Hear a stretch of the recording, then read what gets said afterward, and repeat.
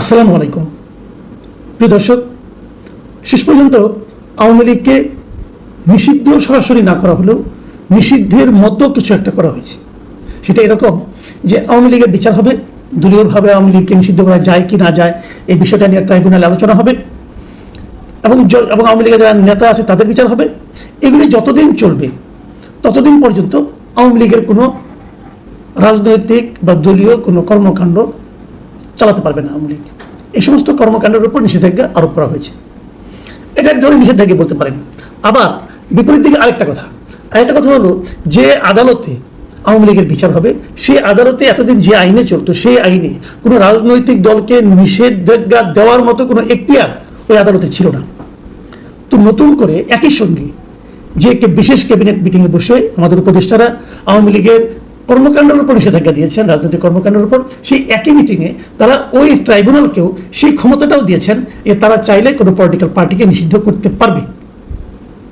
অতএব জিনিসটা ক্লিয়ার যে এখন আওয়ামী লীগের বিরুদ্ধে অভিযোগ হবে, নিষিদ্ধ করার ক্ষমতা সেই কোর্টকে দেওয়া হয়েছে, নতুন করে, আগে ছিল না কিন্তু নতুন করে সেটা দেওয়া হয়েছে। অতএব নিষিদ্ধ তারা যদি হয়ে যায় এবং হওয়ার সম্ভাবনা তো বুঝতেই পারছেন কি হবে না হবে, তো হয়ে গেলে তো মোটামুটি নিষিদ্ধ হয়েই গেল। আর যদি নিষিদ্ধ না হয় তাহলে তো আওয়ামী লীগ নিষেধাজ্ঞা থাকলো না, এরকম আপনি চিন্তা করে এক ধরনের সন্তুষ্টি উপলব্ধি করতেও পারেন, কোনো ব্যাপার না। তো এখন মোটামুটি বোঝা গেল আওয়ামী লীগ নিষিদ্ধ হয়ে যাচ্ছে এবং আওয়ামী লীগ এখন কোনো পলিটিক্যাল কোনো রকম অ্যাক্টিভিটিস করতে পারবে না। এটার জন্য আন্দোলন ছিল। কেমন ছিল আন্দোলনটা? সে আন্দোলনটা যে আসলে আন্দোলন ছিল নাকি একটা পাতানো আন্দোলন ছিল? দেখুন, আওয়ামী লীগ নিষিদ্ধের ব্যাপারে এই সরকার প্রধান ডক্টর ইউনূস এর আগে একাধিকবার বিদেশি সংবাদ মাধ্যমকে বলেছেন যে কোনো রাজনৈতিক দলকে নিষিদ্ধ করার কোনো পরিকল্পনা তার সরকারের নাই বলেছিলেন, কিন্তু একাধিকবার বলেছিলেন।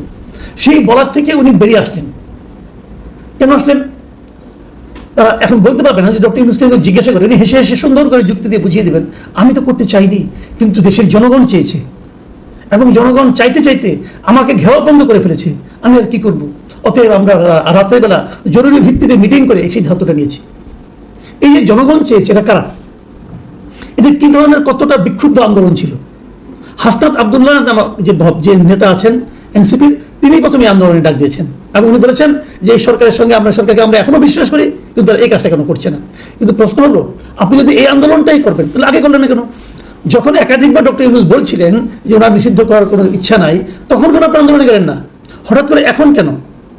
বলা হয়ে থাকে, এনসিপি এক নেতা ওদিন বললেন, দেখলাম যে ওনারা বলছেন যে আব্দুল হামিদ বিদেশ চলে যাওয়ায় তাদের মধ্যে নাকি এরকম একটা জ্ঞান প্রাপ্তি হয়েছে যে আওয়ামী লীগকে নিষিদ্ধ করা দরকার। যে আওয়ামী লীগকে যদি নিষিদ্ধ করা আগেই হতো তাহলে কি আব্দুল হামিদ বিদেশে যেতেন না?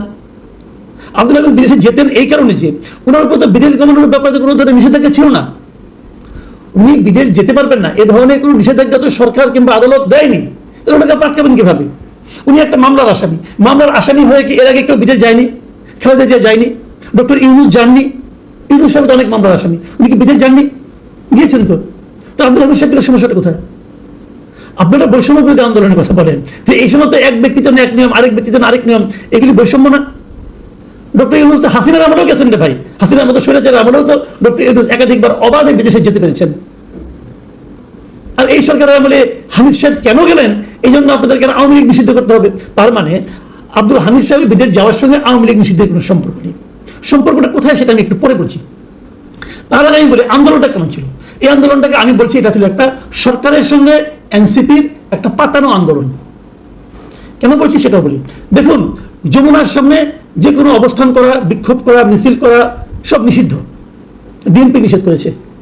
যমুনার থেকে ডিএমপির দূরত্ব হেঁটে গেলে লাগে 2 মিনিট। তো এইটা যে হাসনাত আবদুল্লাহরা কয়েকশো লোক নিয়ে যে ভাঙলো, ডিএমপি দেখে নাই, ডিএমপি ফেরানোর চেষ্টা করছে, করে নাই। বরঞ্চ গরমের সময় এখানে থাকতে অসুবিধা হচ্ছে, জল পিপাসা লাগছে, এটা চিন্তা করে ওয়াসার পক্ষ থেকে সেখানে পানীয় জল সরবরাহ করা হয়েছে। সেখানে মাথার উপর যাতে গরম কম লাগে এই জন্য ঢাকা উত্তর একটা আতিফ সাহেব একটা মেশিন কিনছিলেন, অনেক টাকা খরচ করে, ওদের 2 নম্বর করছে অনেক, যে অনেক টাকা খরচ করে মেশিন কিনছিল, যে ওটা দিয়ে নাকি পানির ফগ কুয়াশার মতো করে ছড়িয়ে দিয়ে মানুষকে ঠান্ডা করা হবে। সেইটা দিয়ে মানুষকে ঠান্ডা করা হয়েছে, আন্দোলনকারীদেরকে শীতল করা হয়েছে মাথাটাকে। তো এইভাবে আন্দোলন বাংলাদেশের ইতিহাসে কখনো হয়েছে? তো যমুনার সামনে এবার হতে পেরেছে কেন? কারণ সরকার চেয়েছে একটা আন্দোলন হোক। এবং তারপরে শাহবাগে যখন আন্দোলনটা হয় তখন এক পর্যায়ে হাসনাত আবদুল্লাহ সাহেব সেখানে ঘোষণা করলেন যে 1 ঘন্টার আলটিমেটাম দিলাম। আমি জীবনে শুনি নাই কখনো আলটিমেটাম যে 1 ঘন্টার হয় পলিটিক্যাল বিভিন্ন দাবিতে। এবার হলো, কেন হলো? কারণ ওনারা জানতেন 1 ঘন্টার মধ্যেই সিদ্ধান্ত আসছে। সরকার আসলে এই আন্দোলনটা করিয়েছে নিজেদের জন্য একটা লেম এক্সকিউজ তৈরি করার জন্য। ওনারা বলতে পারেন যে আমরা আসলে চাইনি, কিন্তু চাপে করে দিয়েছি। এই চাপে কি বিএনপি ছিল? এই আন্দোলনে বিএনপি ছিল? ছিল না। বিএনপির ভূমিকা ছিল এখানে সবচেয়ে, আমার বিবেচনায় সবচেয়ে পুরুষোচিত। আমি বলবো বিএনপি যে কি বলেছে নিজেও জানে না। তাদের মহাসচিব একবার বলে আমরা কোনো দলকে নিষিদ্ধের পক্ষে না, আমরা দল নিষিদ্ধ করবো না, আবার আরেকবার বলেন যে দেশের মানুষ আওয়ামী লীগকে দেখতে চায় না। দুই অর্থ। তার মানে ওনাদের ভূমিকা ছিল যে নিষিদ্ধ হলে হয়ে যাক, আমাদের কোনো আপত্তি নাই, কিন্তু আমি মুখে কিছু বলবো না। কিন্তু শেষ দিকে এসে মুখেও বলছে, ভাবছে যে এই আন্দোলনটা আবার এনসিপি নিয়ে যায়, আন্দোলনের ক্রেডিট, তখন তো আবার আমরা কিছু বলতে পারবো না। মানে দুটোই হতে পারে, কোনটা হয়েছে আমি জানি না। এত দোদুল্যমানতা নিয়ে এরা রাজনীতি কিভাবে করে এবং ক্ষমতায় যাবার স্বপ্ন কিভাবে দেখে, এটা আমি বুঝি না। রাজনৈতিক দলে একটা স্ট্যান্ড থাকা উচিত। যদি আপনি চান যে নিষিদ্ধ চান তো বলবেন চাই, যদি না চান বলবেন না চাই না। তা আপনারা এই তাইরে নারে কেন করেন রে ভাই? মানে ভয়ঙ্কর একটা অবস্থা। যে দলটার উপর মানুষ সবচেয়ে বেশি ভরসা করে সেই দলটার অবস্থান যে এত দোদুল্যমান হতে পারে, এটা দেখে আমি হতাশ হয়েছি। তারপর স্ট্যান্ড নিতে পারে না। এখন কি হবে? আমি এই কথাটা বলি, কি হবে? বলেছেন কি যে আওয়ামী লীগ কোনো রাজনৈতিক কর্মকাণ্ড পরিচালনা করতে পারবে না যতদিন পর্যন্ত বিচারটা না হবে। খুব ভালো। আচ্ছা, গত 9 মাসে আওয়ামী লীগ রাজনৈতিক কর্মকাণ্ডটা চালিয়েছে কি বলেন তো? আওয়ামী লীগের গত 9 মাসে কয়টা মিছিল হয়েছে, কয়টা জনসভা হয়েছে, কয়টা কি হয়েছে, কি তাদের কি কি কর্মকাণ্ড হয়েছে বলেন? হয়েছে কোথাও? হয়নি। কার্যত গত 9 মাস তো আওয়ামী লীগ একটা মরা পার্টি।